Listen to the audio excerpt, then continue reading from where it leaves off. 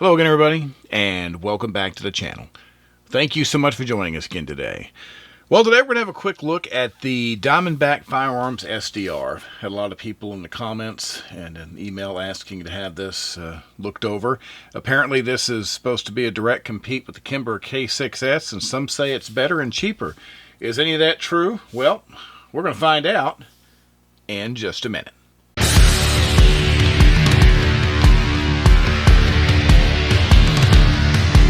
Alright, once again, welcome back. Thanks for being with us today.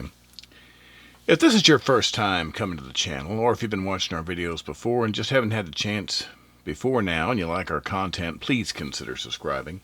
You can locate that subscribe button in the lower right hand corner of your computer screen there, or if you're on a mobile device, you can just scroll down below the video and hit the subscribe button that way. It's a very simple thing that helps out a whole lot, and we really appreciate it. So, let's talk about the SDR. So we always like to start off with a little comparison. Now these two, very interestingly enough, it's going to be a much closer comparison than what we normally do, is because they're so similar. The SDR was designed, I don't want to say a copy, but you're going to see what I'm talking about. It's very close. Now you have to forgive me. I have the hammerless K6S in my collection, so we're going to use that. I think for the comparison purposes we're going to be looking at here, it's all the same. And the reason that mine is hammerless is I don't carry concealed revolvers with hammers. I always carry mine hammerless. That's just how I do it. But taking a look at the guns here, you can see that they're very, very similar. You can see kind of what they've done with the whole design, even the bevel of the end of the barrel there. The trigger guard's a little bit different. You know, you have more of this rounded kind of uniform sized trigger guard on the Kimber. And then on the SDR, it kind of gets larger in the back and then slopes toward the front there. But you can see the idea, like you see the release. We'll get more into this when we talk about the features. But you get the same type of release for your cylinder. Very, very similar push button release. But looking at them side by side, these are very, very similar in every way. And the weight's pretty close too. There's an ounce or so difference between the way these guns, the Kimber being just a little bit heavier. And there's reasons behind the weight difference, which you'll see more when we get into the feature section. But knowing about how big it is and the weight, if you're considering this as a concealed carry revolver, this tells you a little bit about what you can expect. Alright, we're going to jump right into the features here. Before we do, we'll take just a moment to thank our friends over at Don's Weaponry for providing this beautiful example of the SDR by Diamondback Firearms. Don's Weaponry is a huge supporter of firearms safety and education, and we can't thank them enough. So, of course, we'll start off by showing you that we are empty and nice and clear, and we'll kind of go from here. Now, it's pretty small, but you might be able to see right here. We're going to start. You see right there on the cylinder it says 357/38. Well, obviously this is a 357 Magnum, and that means you can also shoot 38 Special plus P through the gun. The gun that we're comparing it to, of course, has that same capability. And once again, remember, I'm using the hammerless version here just because that's the one that I have. I didn't see any sense in getting a hammered version just to talk about the basic differences between the firearms. But kind of going over the top to bottom like I normally would.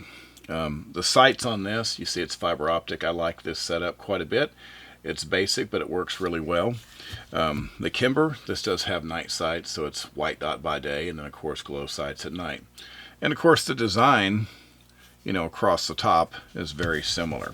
You can tell that these two firearms, that one was inspired by the other one. You can see the front of the barrel here, you know, slightly different, but there's a lot of similarities in how this was done. The cylinder, if you look at the cylinder, you'll notice that you've got deeper recesses in the cylinder on the SDR here. And if you look at the Kimber, you see it's a bit beefier in those areas. You can see that they've taken a lot of material out of the cylinder here, which accounts probably in some degree for the difference in the weight, since it's slightly lighter than this Kimber over here. But you can see the cylinder is beefier looking on the Kimber. Does that make any real difference? I mean, that's one of those down the road, probably long-term questions you'll have to ask. But it's just a difference in how it looks. You got the push button release, pretty smooth. You know, you mash the button, it kind of comes right out. Kimber, same thing. It's about the same amount of force. Main thing I did notice, and this of course has nothing to do with how the gun functions, it's just kind of a feel thing. The cylinder on the Kimber seems to take a lot less force to spin, and it seems to spin a bit more freely. This one's still okay. Just seems like the Kimber's got a little bit more, spin to it. It's just slightly smoother, and of course that has nothing to do with how the gun's going to perform. I'm just making an observation. Now, of course, talk about trigger guards. This one's a little bit bigger in the back, and then it gets small. This one's uniform all the way across. The triggers are a little bit different, just because of the design. I'll get into more about the trigger when we get into the range section, but I really like the trigger on the Kimber, and these are definitely totally different in that department. The grips are very similar in design. They went with this rubberized grip on the SDR, and for a two-finger grip, I kind of prefer the rubber grip because I really feel like I've got a solid hold on the gun. The Kimber, these are fancy. I like these wood grips with the texturing in there, but honestly, it feels pretty slick, the parts of it that aren't textured, and I can see if my hands were super sweaty, this maybe not being as good of a grip as this. And I do tend to carry rubberized grip on smaller revolvers that I carry. I'm a big fan of carrying my little Smith Airweights around with me too, and they have rubber grips, every one of them. I just like the feel of this in my hand. But anyway, like I said, they're both very similar. You can tell just by looking them over, once again, that these were designed, SDR was designed to be very similar and to compete with this. And you can have your opinion, but to me it looks like that's exactly what they've done. They've tried to make these very close. But that gives you an overall look at the features of the gun. It's not bad. So we'll talk about the range. I'm not going to spend a whole lot of time breaking down the range performance, and I'll tell you why. And this is something you'll hear me say with any small revolver. When you're shooting a gun, any gun, that has a 2-inch barrel, my expectations for performance are pretty simple. It's a gun that's designed for use on a target that's close up. So comparing one 2-inch barrel to another one, to me, is not the greatest comparison of what a gun can do. But what is useful to me is the feel of the trigger and how confident I feel shooting that firearm. Now, obviously, this is a double action, single action. You've got a hammer here, so if you want to go to single action, pull the trigger, it's pretty nice. It's pretty crisp. The double action trigger feels significantly different than on the Kimber, and I'll show you what I mean. One thing I've always liked about this Kimber is when you pull the trigger, you can feel pretty even pressure as your cylinder's coming around. And then it reaches a point right there where the cylinder stops. And I still have quite a bit of travel right here at the end. And then you get a super clean break. And the reason I find this useful is if I'm lining up a shot, obviously the tension of the cylinder moving, all that motion right there is movement of the gun. Then you get right here at the end, your shot is where you want it, and then you've got a little more room for that trigger to come back once you've kind of stabilized your grip on the firearm. So I really like the feel of that. And of course, this trigger is quite a bit different. If you pull the trigger on this one and watch the cylinder, I pull it, and as it starts coming around, it's light, and then all of a sudden I hit a lot of pressure right here, and it kind of releases all at once. I'll do that again. It starts loading up, and it kind of gives way. About 3/4 of the way, the whole thing just kind of gives way, and then you've got just a little bit of pressure left at the end. So it's one of those triggers that loads up quite a bit as it comes to the top, and then you have a little small window where it snaps. If I carried a revolver with a hammer, I would probably pull it out and cock it and shoot it in single action anyway. But I like double action just because it's a layer of safety in itself. I don't know too many people that are going to just accidentally pull through this big long double action trigger pull on this gun or any gun. It just takes so much force. It's definitely an intentional act to get all the way through that trigger pull. So between the two double action movements, I definitely feel like that the Kimber is better.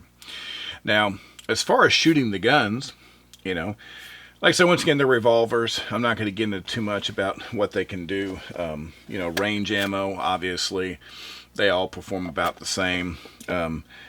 I've shot different varieties of defensive rounds, the Spear, Hornady, all pretty good. I mean, being a revolver, you don't have some of the problems that you have with semi-autos as far as, different types of ammunition wanting to jam up in the gun, things like that. Obviously, really cheap ammo, I avoided my guns altogether. But it's a very consistent firearm. It shoots about the same as any 2-inch revolver that I own. The main advantage to something like this and the Kimber over something like the little Smith is the weight of the gun itself does translate into a little bit better control and getting back on target better. When the force of the shot leaving these guns can be better absorbed by the mass than, say, something light, you can tell. So I do shoot something like this and this a little bit better than something really, really light. But it's a good overall firearm, and like I say, the trigger is not my preferred feel, but it's not terrible, and I think the single action trigger is great. So what's it like to carry the SDR as your carry gun? Well, there's all kinds of good ways to do it. Now, I will often pocket carry a revolver, but once again, it needs to be pretty small and light for me to do that. So you will see me pocket carry something like the little airweights all the time. You can just put that in a sticky and drop it right in your pocket. No problem, you're good to go.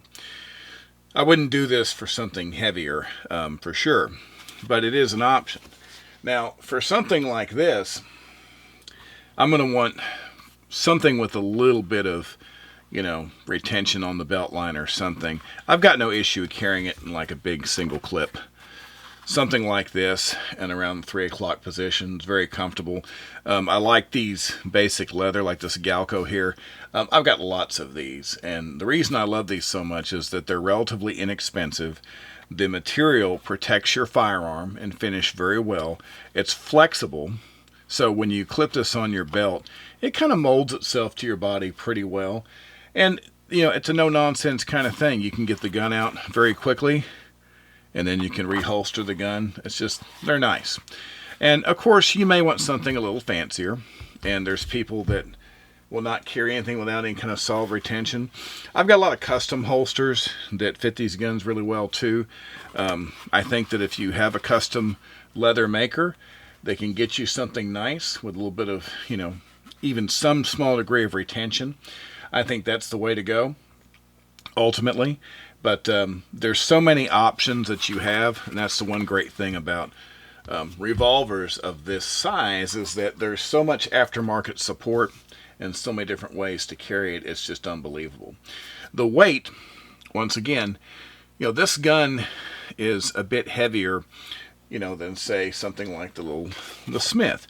And it's a difference in weight I can kind of feel, but on the belt line, it's not really that bad because this is not near as heavy as even the smallest semi-auto that I would tend to carry. So as long as it's in a good holster, it's going to be pretty comfortable. And I've carried the Kimber as a daily many, many, many times and been perfectly happy. And like I say, this is an ounce or so lighter than the Kimber. So if you're used to carrying a revolver like this, you certainly won't have a problem with that because you won't even know it's there. Overall impressions of the SDR. I think it's a nice looking gun. I love the stainless finish. You know, it's a very, very nice looking gun. I think that overall, if you compare it to the Kimber, I think Kimber's level of detail is a bit higher overall.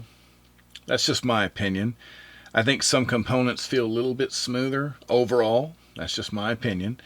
And I definitely think that the trigger feels a little bit better. Now, that's just me. Having said that, they're both really, really good firearms. Now, what it may come down to for some people, and obviously a lot of people I know this is the only thing they really care about. Well, what's the price? Well, when I saw the price for the Diamondback, I was actually a bit surprised. The retail on this on their site is $821, and I thought that was high until I remembered that the retail on the Kimber with the hammer is $1,195. So the Kimber is $375 more money than the Diamondback, and the Diamondback at $821 for many people, that's pretty pricey. It's quite a bit more than, say, you know, getting that little small Smith & Wesson or some other small revolver. Now, there are advantages. Of course there's advantages. You know, my little Smith & Wesson's a 5-shot. Obviously this and the Kimber are both 6 shots. So you have an extra round. These are heavier, I think beefier, probably easier to shoot because of that. So being in a higher price category is not necessarily a bad thing, but it's just something for you to be aware of, because for some people, $821 is going to put this right out of the shopping range for them.